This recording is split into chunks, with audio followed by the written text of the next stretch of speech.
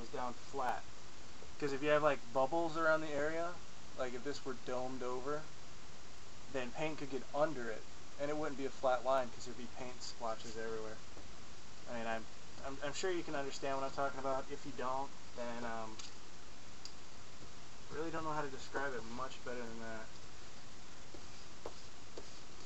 Alright, the stencil is nice and sticky on there, but it's not glued on there. It actually kind of looks cool just like that, but this would die in the washer. So what we do now is we take our paper plate, I'll put it over here so you can see it a little bit better. We take our paint, whatever color you prefer. I'm doing yellow on red because it's, you know, USSR, CCCP. I haven't really decided, but I might put words on this shirt too. Well, initials for the USSR or the CCCP. This is a brand new bottle of paint, and I haven't actually taken off the safety thing yet, so I needed to do that. Just cut it off a little bit. I don't know who they're trying to keep out of these things, but it's working. And it's working.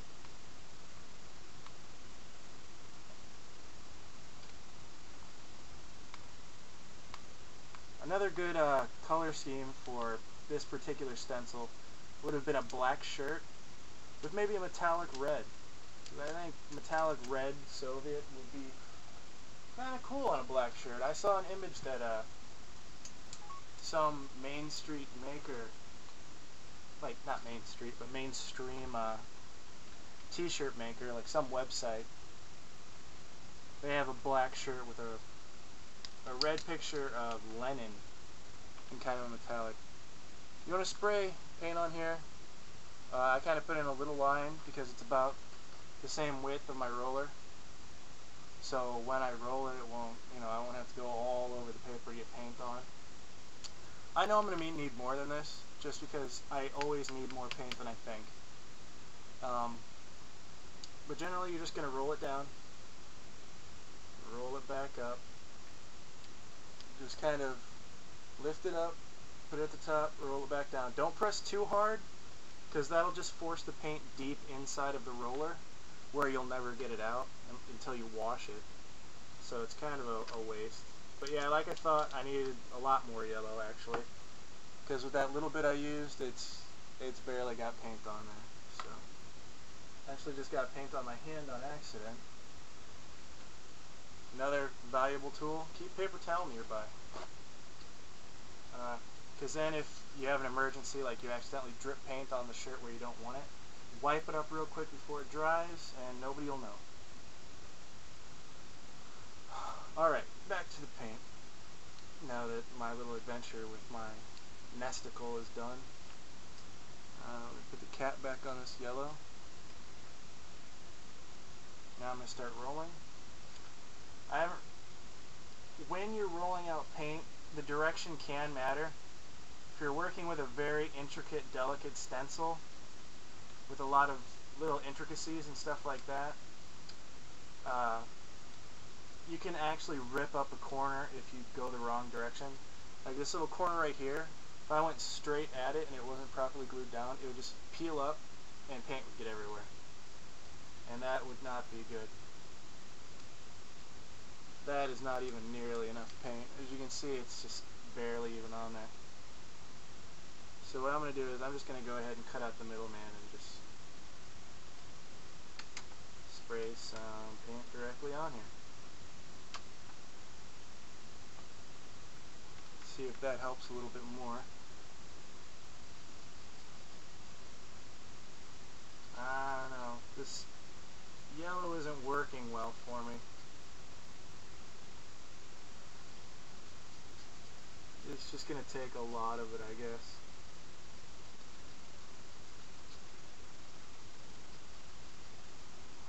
I've never had to use multiple coats before, but then again I've never used a color as light as yellow either. And this yellow just does not look like it wants to be friendly. It's going all over the paper, but it's not really going on the shirt, which is a problem. I might have to try another technique since it's not really working out well for me.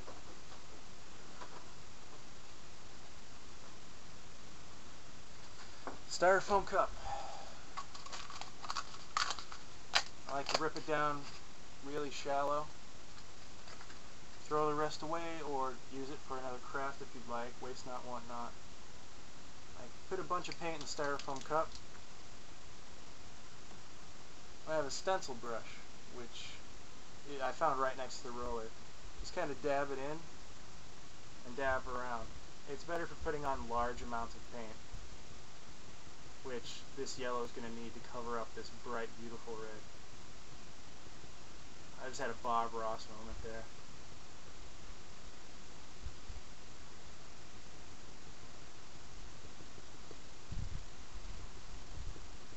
I don't know, this might be the last time I work with yellow. It's just really not working out for me. If this was yellow on white, I'm sure it would be different. I'm sure the yellow would be fine. But it's just really, really being difficult to be yellow.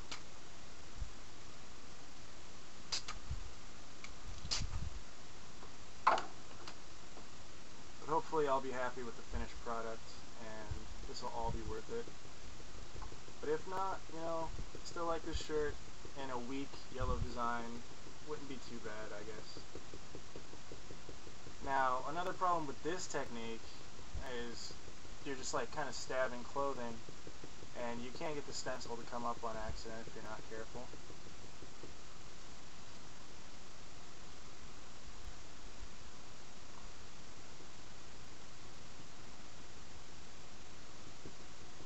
Just put on a bunch more paint, kind of scrape it around the edges to get some of the paint that is getting off sides.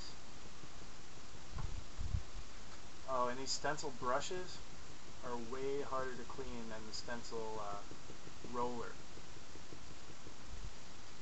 because it gets deep, deep in there and it's a pain. And you probably can't see it, but using the stencil, it's textured now. It's got like little mountain-looking designs on it, which I don't like. I'm going to smooth it out with the roller here and see how it looks with all that extra paint on it. Just with the rate of the brush, just letting it do its own thing, its own weight. Go across it. It's a technique I learned when I was painting my car. It'll flatten out some. I don't know if you can do multiple layers of this paint, but I might have to try because it's just not working.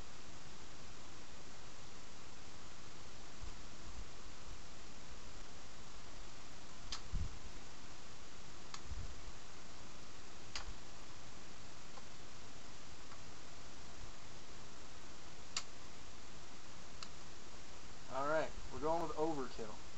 It looks yellow now, that's because I just put straight paint all over it.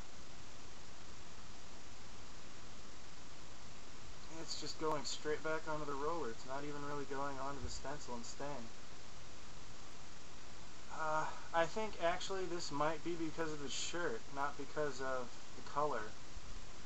It doesn't seem to be adhering to the cotton all that well. It seems to not want to.